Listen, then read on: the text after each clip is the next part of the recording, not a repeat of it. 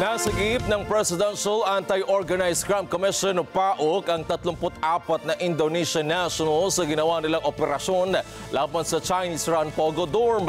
Bukod dyan, na-rescue rin ang dinukot na Chinese na nasa isang kondo sa Parañaque City na posibleng biktima naman ng Chinese kidnapping syndicate.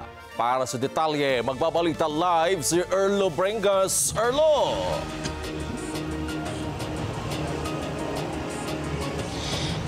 Wedge, kahit pa nag-anunsyo na si Pangulong Ferdinand Marcos Jr. noon pang nakaraang taon na ipagbawal ng mga pogo dito sa ating bansa, ay tila may na-discover pa din ang Presidential Anti-Organized Crime Commission na mga posibleng nag-ooperate na small-scale pogo na dito sa ating bansa.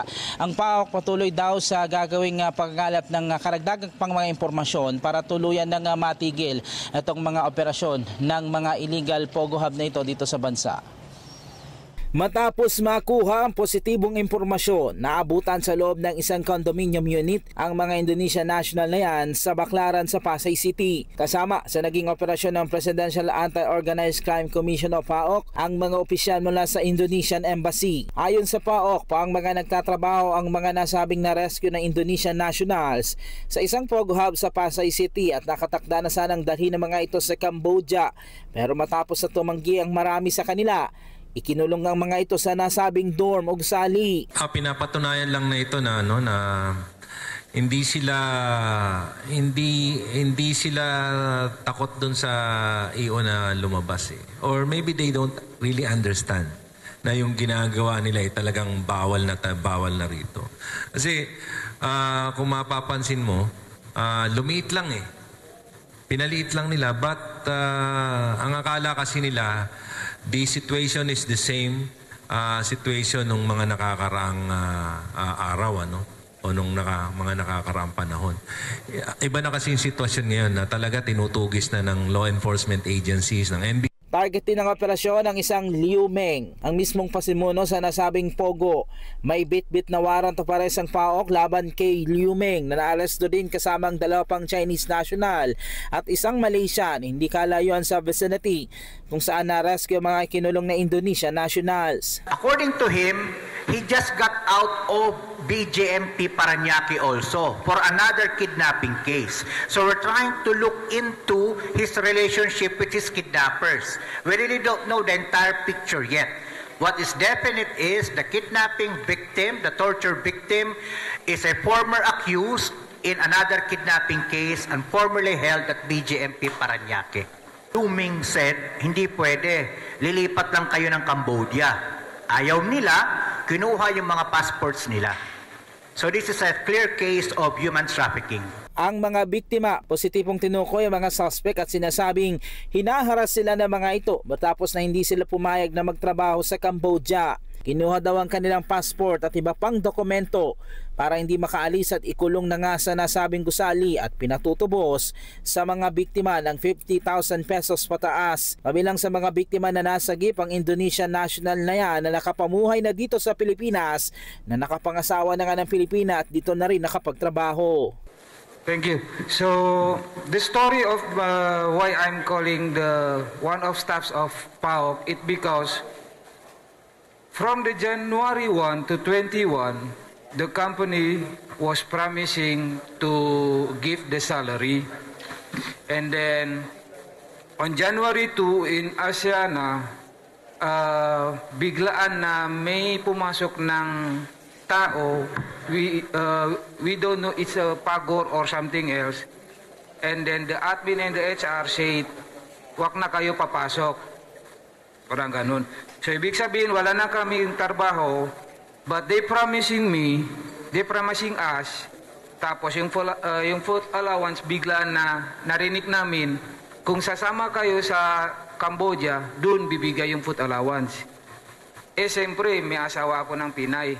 Tinatanong yung asawa ko, kung gusto mo pumunta, hingi ka muna ng sahod nyo. Kasabay ng ginawang rescue operation sa 34 na Indonesian national ng PAOC, na-rescue din nila hindi kalayuan din sa lugar ang isang Chinese national na tinorture ng mga Chinese din na suspect. Kasama din sa operasyon ng Southern Police District na kung saan isang Chinese ang kanilang na-rescue na punong-puno ng pasa at may bali pa sa braso dahil sa torture. We were able to find out from the initial interview of the victims that there was another Chinese national being held in Marina Seaview residences. So pinuntahan din po namin, hot pursuit, and we were able to find him in Tower B, room 1902. Then, sinamahan po kami ng mga security officers to be able to go inside the units po, properly documented naman po. Then, ipinakita ni Mr. Wang, yung kanyang mga torture marks. Then, he told us, buti nilang mabilis siyang sinabi, nasa loob pa yung kanyang mga torturer. Kinilalang biktima na si Wang Yefu, isang Chinese national na nakidnap nga noong February 12 sa Pasay City. Ayon sa PAOK, lumabas lang ng kanyang tinutuluyan ng biktima nang bigla na lang itong makidnap at dalhin nga sa isang gusali. Ang sabi lang niya is paglabas niya sa bahay niya, kinuha daw siya. Pinatutubo siya sa pamilya niya. Ito po yung dalawang ito, yung tinuro ng Chinese victim na siyang bumali sa kanyang kamay, ng bugbog, and so on and so forth. Tinutukan ng baril. Marami kami nakuhang mga bala, kaya lang yung isang baril na nakuha namin, sinira nila. Nang makuha ng PAOK ang biktima, tatlong naaresto nang masiyasat ang cellphone ng isa sa mga ito. Dito nila na-deskubre ang mga cellphone videos na kuha sa mga tinotorture. Kabilang na dyan si Wang na makikitang tinutukan pa ng baril sa ulo ng suspect. Habang isang video naman ng isang babaeng Chinese national na nakagapos at pilit kinukuryente sa iba't ibang bahagi ng katawan, pati sa ari nito. Sabi ng PAOK, nakatakas din ang iba pang mga sangkot at posibleng kasamang nasabing babaeng Chinese national sa video na itinakas. Sa investigasyon pa ng PAOK, posibleng kidnapping din ang siste ng mga suspect na kung saan tatawagan din ang mga pamilya ng mga ito sa kahihingan ng ransom. So itong grupong ito po, obviously is a kidnapping syndicate. Yung nakaputi, nandun siya sa 21st floor nung kinatok namin, kasi akala namin nandoon yung rescue victim. Kasama po natin yung administration officer at saka yung security officers. Yung babae niya naman, nakita din po natin yung mga torture videos na yan doon sa lalaki na nakaputi. So obviously, kidnapping syndicate po ito. They are interconnected. Hindi lang po natin nakuha yung pinaka-big boss, yung pang-apat, dahil pagdating namin, naka-eskapo na po siya. Inaalam na rin ng PAOK ang kinaroroonan pa ng iba pa mga nakatakas na suspect habang patuloy ang kanilang investigasyon at pagkalat pa ng intel reports sa iba pang posibleng nag-ooperate na pogo sa bansa. Samantala, Wedge, ay patuloy ang interviewing na ginagawa ng PAOK doon sa 34 na Indian national na kanilang na-rescue.